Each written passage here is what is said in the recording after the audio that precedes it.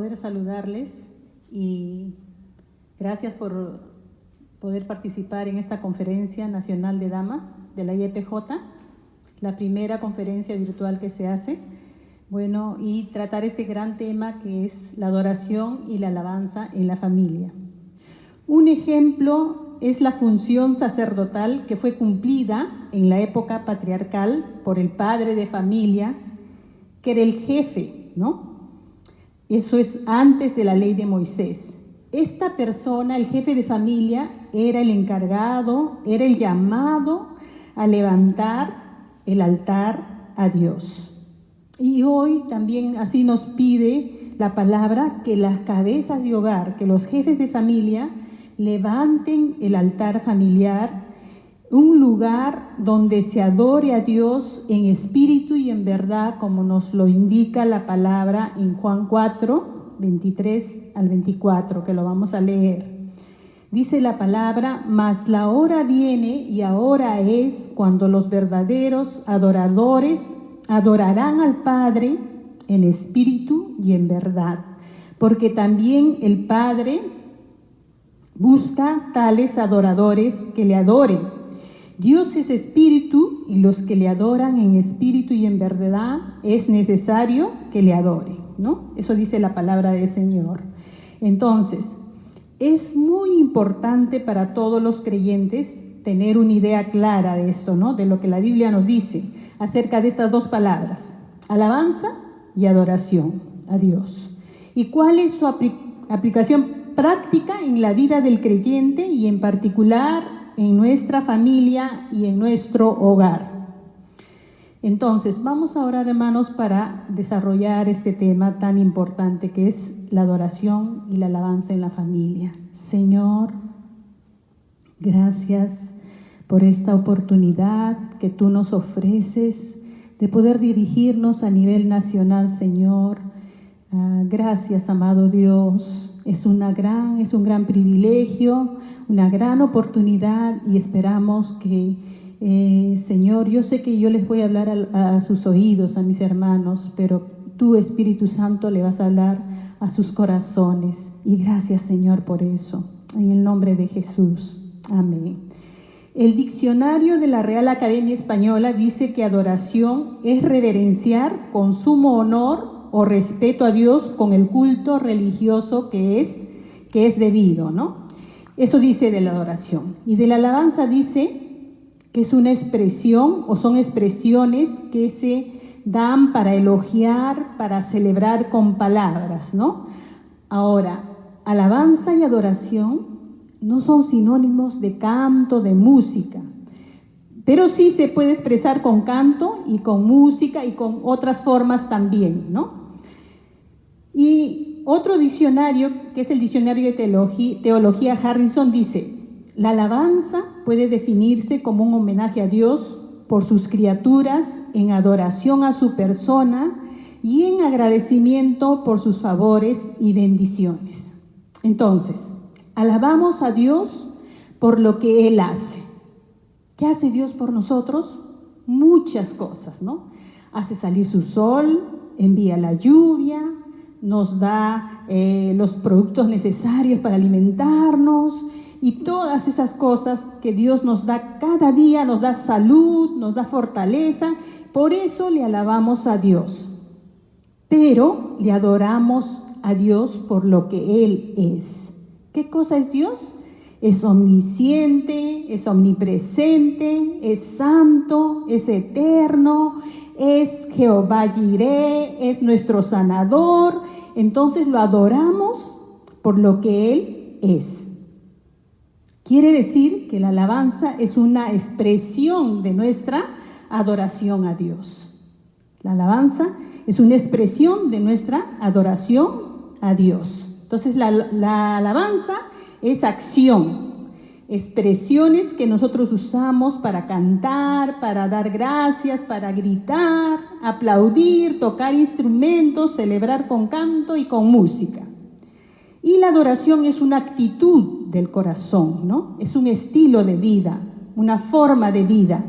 Reconocer y ensalzar los atributos y su carácter. Y esto también implica la oración. Entonces, como punto número 1, vamos a definir qué es la alabanza, ¿no? Por ejemplo, existen varias palabras que la definen. Y la alabanza, según la concordancia Strong, es halal, que significa alabar, exaltar, celebrar clamorosamente, ruidosamente y alborotadamente, ¿no? Entonces, alabamos a Dios gozosamente a su debida gloria. Y esta puede ser expresada hablando, cantando y danzando. Para eso vamos a leer Salmos 149.3, ¿no? Salmos 149.3. A ver qué nos dice la palabra de Dios ahí en lo que respecta a danzar. Dice, alaben su nombre con danza, con pandero y arpa a él canten, ¿no? Danzando, hablando, cantando, y así lo alabamos al Señor. Entonces, la alabanza yadá. ¿Cuál es el significado de esto? Es confesar, alabar, dar gracias, ¿no? Usar las manos, levantar las manos, adorar con las manos extendidas y dando gracias a Dios como lo hacemos siempre en nuestros servicios que nosotros realizamos, ¿no? En cada lugar. Ahora, y esto enfatiza el reconocimiento y la proclamación pública de un hecho o un atributo de Dios. Ahí estamos en Salmos, retrocedamos unas paginitas y Salmos 111.1 para ver qué nos dice la palabra respecto a esto, ¿no?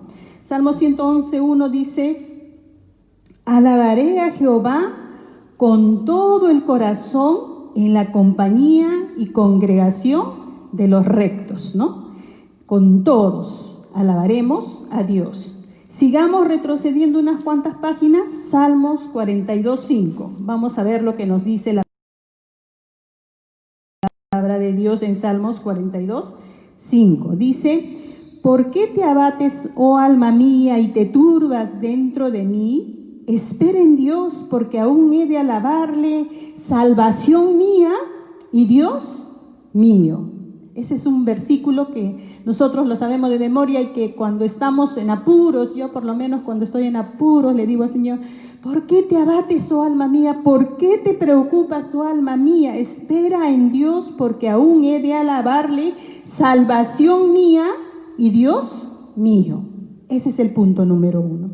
Y ahora, como punto número 2, vamos a ver la adoración que le agrada a Dios.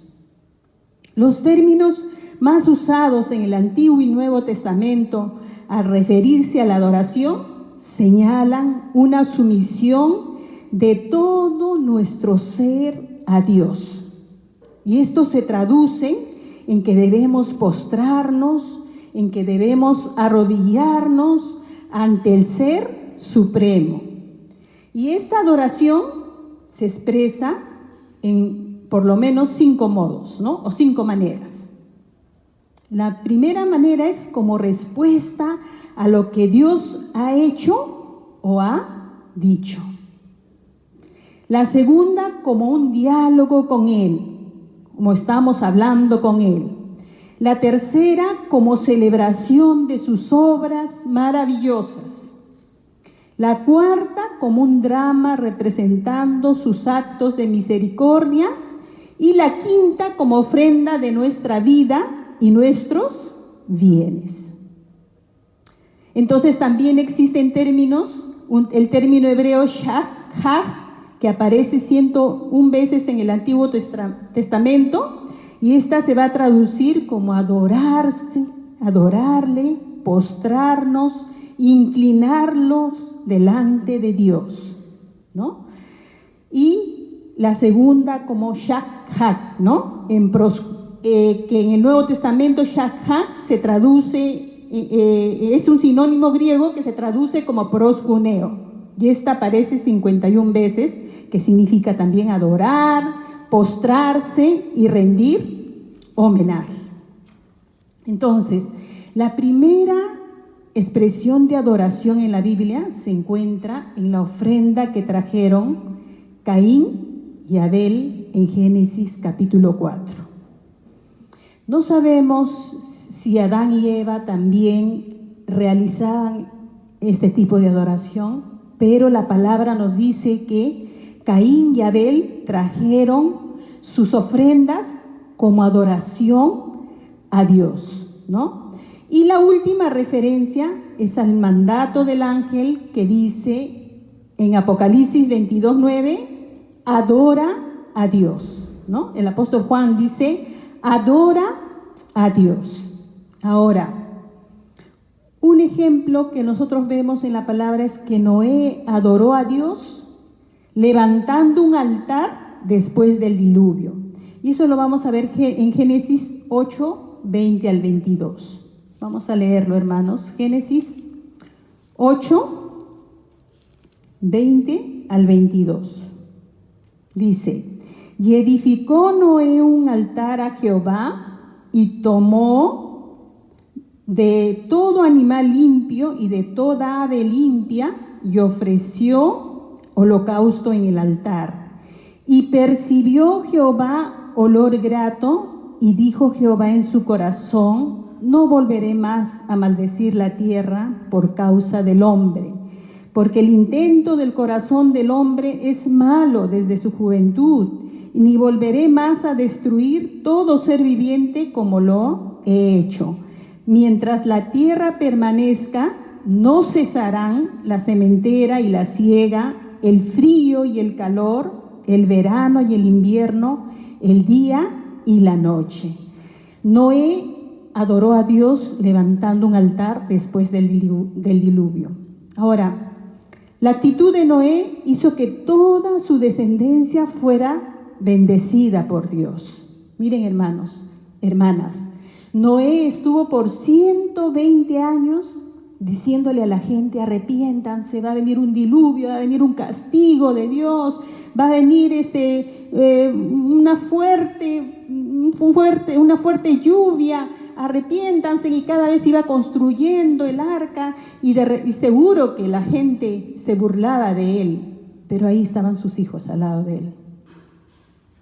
Estaban sus hijos apoyándolo, estaban sus hijos animándolo, estaban sus hijos ayudándole a construir el arca, porque Noé les estaba diciendo a sus hijos, hijos, mire, esto es lo que va a pasar. Ahí por eso viene lo que dijimos en primer momento de que el jefe de familia tenía que levantar un altar. Y esto es lo que hizo Noé. Él como jefe de familia, 120 años ahí diciéndole a la gente que se arrepienta, y ahí al lado estaban sus hijos, estaba su esposa, y más adelante también estaban sus nueras, porque la palabra dice que cuando salieron del arca, salieron Noé, su esposa, sus hijos y sus nueras. O sea, el padre estaba instruyendo y les estaba hablando acerca de la adoración a Dios, porque cuando ellos salen del arca, Noé levanta un altar, ¿no? Construye un altar y sacrifica animales limpios sobre ese altar. Es la primera vez que se menciona el uso del altar. Ahora, el texto no indica si esto fue resultado del instinto natural del hombre o si Dios se lo había revelado, pero Noé levanta un altar. Y el altar era el lugar donde se ofrecían los animales limpios, era un lugar alto que miraba hacia el cielo, la morada de Dios, a quien se ofrecía el sacrificio. Y de este concepto de altar viene el término ofrenda, o sea, lo que asciende. La idea parece ser que la esencia de un animal quemado en holocausto subía a Dios en humo o vapor. Y esto representaba la esencia del hombre que presentaba la ofrenda, ¿no? Entonces, los animales quemados en el altar representaban la entrega personal de Noé y su familia a Dios. Aquí nos entregamos Dios. Aquí nos entregamos en ofrenda, en adoración. La ofrenda es agradable a Dios. Noé tuvo mucha fe en creer lo que Dios le había dicho y que Dios lo iba a hacer, y por eso comenzó a construir el arca, y al salir ellos hacen un altar y se ofrecen esos animales como una adoración agradable a Dios. Dice que Jehová percibió el grato olor, es decir, el acto de adoración que hizo Noé fue agradable a Dios. No fue tanto, hermanos, el olor de los animales quemados, sino que fue el olor de los corazones sinceros que se entregaban a Él por medio del sacrificio, lo que le agradó a Dios. Fue el olor de esos corazones sinceros que en fe ellos hicieron todo lo que el Señor les dijo, y a la cabeza el padre de familia. Entonces, adorar a Dios conducido por el padre de familia implicaba que todos quedaban bajo la protección de Dios. Y de eso estamos seguros, de que Dios se agradará de nuestra adoración. Dios nos motiva resaltando la actitud que tenemos en los momentos de prueba, y con mucha más razón después de ello, que hay que alabarlo, que hay que adorarlo. Y eso lo vamos a ver en la historia del apóstol Pablo. Cuando él fue encarcelado con Silas, ellos estaban en lo más profundo de una cárcel y ellos estaban pasando un momento muy difícil de prueba, encarcelados por predicar el evangelio. Pero ellos, ¿qué estaban haciendo dentro de la cárcel? Lo estaban alabando, lo estaban adorando. Y es ahí que cuando nosotros adoramos, cuando alabamos, es ahí cuando Dios nos bendice. Entonces, hermanas, adoración es una actitud de reconocimiento de la autoridad de Dios y de la humillación de nuestro ego. Es una actitud donde reconocemos la autoridad de Dios y que nuestro ego tiene que ser humillado, como dice Primera de Pedro 5, 6, 7. Humillaos pues bajo la poderosa mano de Dios para que Él exalte en su momento debido, ¿no?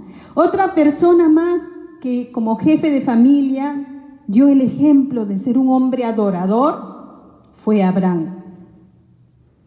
Desde que empezó su vida, Abraham adoró a Dios por su fe puesta en Él. Cuando Dios le dice, deja a tu tierra y a tu parentela y sal de Ur de los Caldeos y vete, no sé a dónde te vas a ir, ¿no?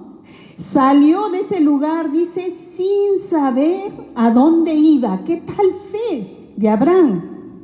Salió, y con él salió también su esposa, ¿no? Sin saber a dónde iba. ¿Cuántos de nosotros de repente, cuando el Señor nos ha llamado, hemos puesto excusas y le hemos dicho, Señor, no, porque no sé a dónde voy a ir? Él no le dijo, él no le dio ninguna excusa. Él salió de Ur de los Caldeos sin saber a dónde iba. Abraham lo adoró a Dios con su fe y su obediencia. Un hombre de fe es aquel que adora a Dios. Y Hebreos 11, 8 al 10 nos dice, vamos a leerlo. Hebreos 11, 8 al 10 nos dice que por la fe, Abraham, siendo llamado, obedeció para salir al lugar que había de recibir como herencia y salió sin saber a dónde iba. Por la fe habitó como extranjero en la tierra prometida, como en tierra ajena, morando en tiendas con Isaac y Jacob, coherederos de la misma promesa, porque esperaba la ciudad que tiene fundamentos, cuyo arquitecto y constructor es Dios. Aleluya, hermanos, ¿no? Un hombre de fe es aquel que adora a Dios, y nos dice que Abraham caminó con Dios en fe. Era su estilo de vida. Por eso Abraham es un adorador por excelencia. Y hermanos, Dios lo prosperó en lo que hizo. Dios nos motiva a que lo adoremos para abrir la fluidez de su bendición a nuestra familia. Porque en 3 de Juan, versículo 2 dice, amado, yo deseo que seas prosperado en todo. ¿Y cómo vamos a ser prosperados en todo? Cuando nosotros somos adoradores, cuando tenemos un estilo de vida, de caminar con Dios en fe, ¿no? Proverbios 11:25 dice, el alma generosa será prosperada. Promesas de Dios que el Señor va a cumplir si nosotros lo adoramos con fe, ¿no?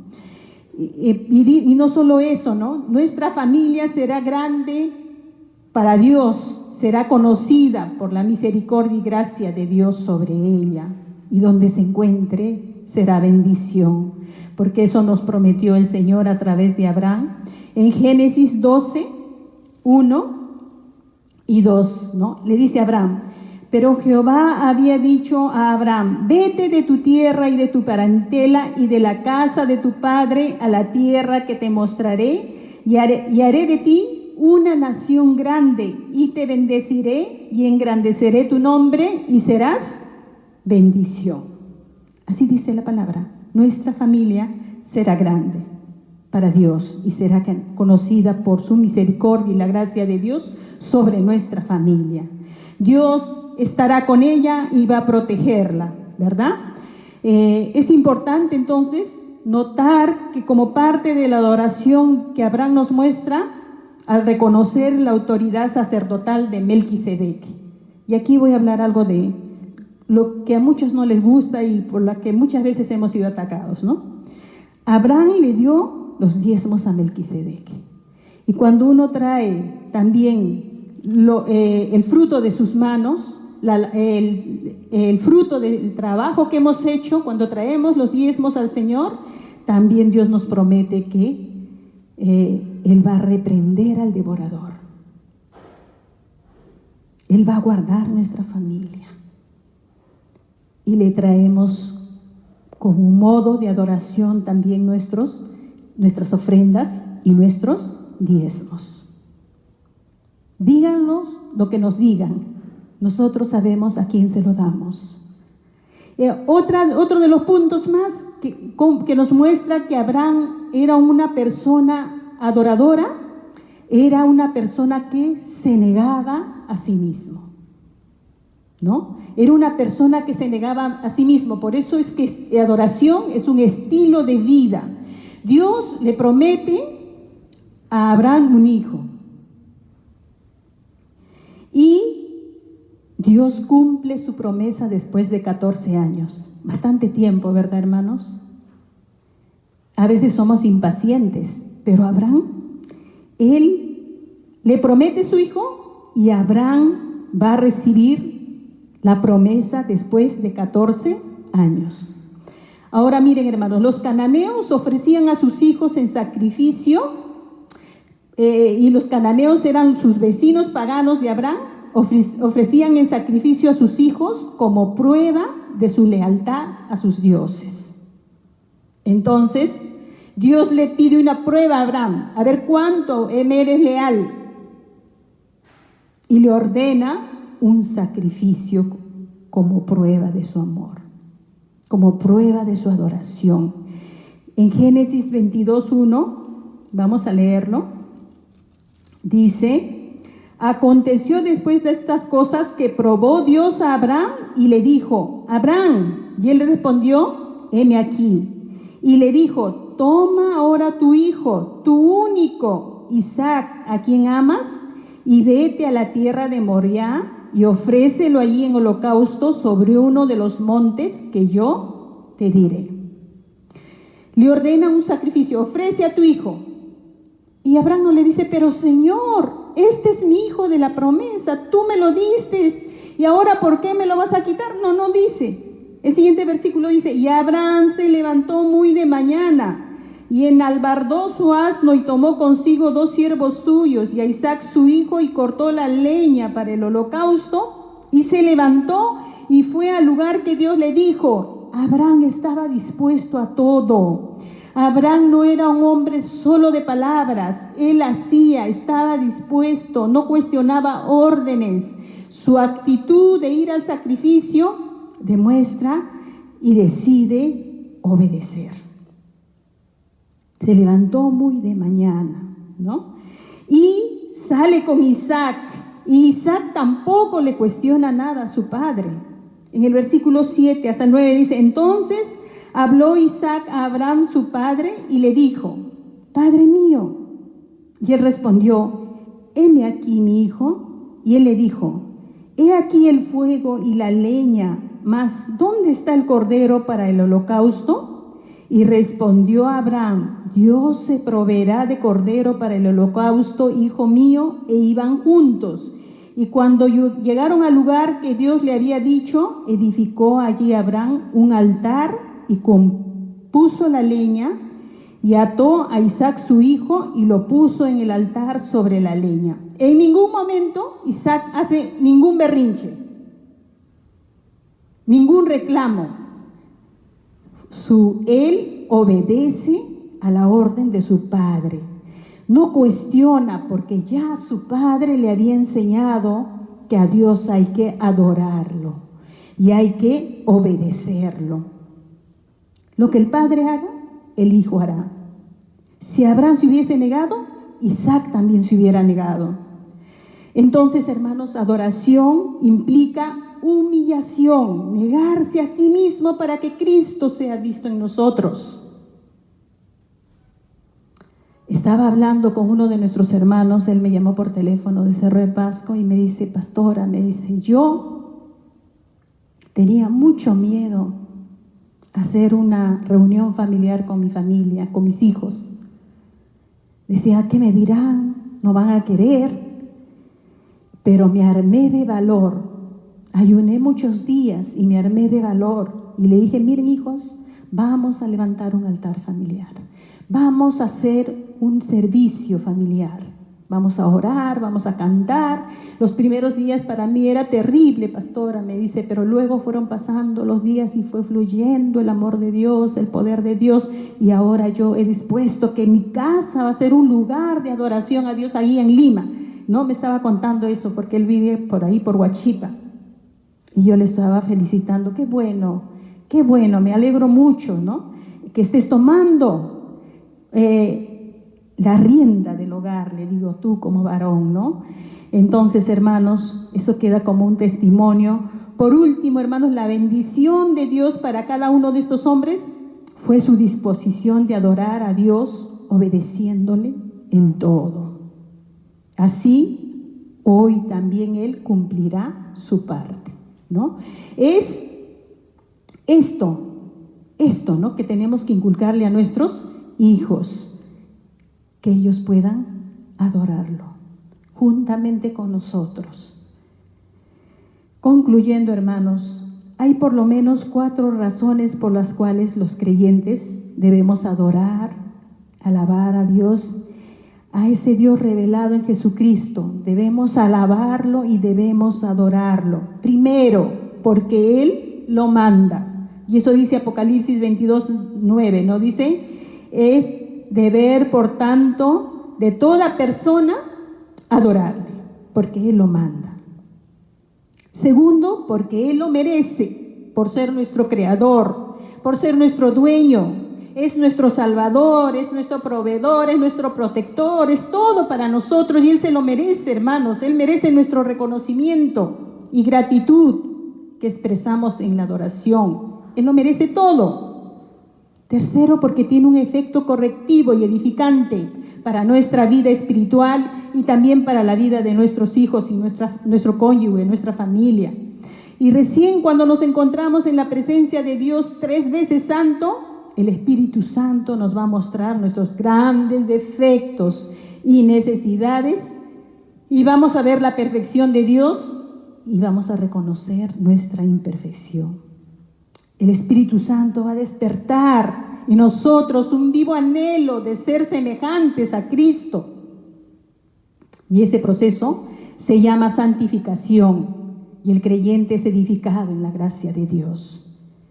Cuarto, porque en la adoración los creyentes cumplen los requisitos de Dios para recibir la plenitud del Espíritu Santo, asegurando la vitalidad dinámica para todas las funciones de la iglesia. En toda la iglesia cristiana hay 5 funciones básicas que llevamos a cabo. Primero, la predicación, la enseñanza, la comunión, el servicio a los necesitados y la adoración. ¿Cuál de estas funciones pensamos que debe ser la primera? La mayoría de nosotros pensamos de repente que es ganar a los perdidos y edificar a sus miembros. Eso está bien, pero tenemos la convicción de que la adoración es la función principal de toda iglesia y toda familia. Y todas las demás funciones, hermanos, dependen de esta para su vitalización y orientación. Por ejemplo, si tenemos pasión y motivación por las almas perdidas, va a surgir la evangelización y eso es una forma de adorar a Dios. Y así podemos decir lo mismo de las demás funciones. Por eso es necesario que entendamos que la adoración es la función principal de la iglesia y de las familias. Tenemos que estar de acuerdo en eso, hermanos y hermanas. Damos gracias a Dios por este tema que se ha elegido para esta conferencia y aprovecho la oportunidad para agradecer la invitación como expositora y a ustedes, queridas hermanas y hermanos, por su amable atención. Muy agradecida. Dios me los bendiga. Un fuerte abrazo desde Lima, La Victoria. Que el Señor los bendiga.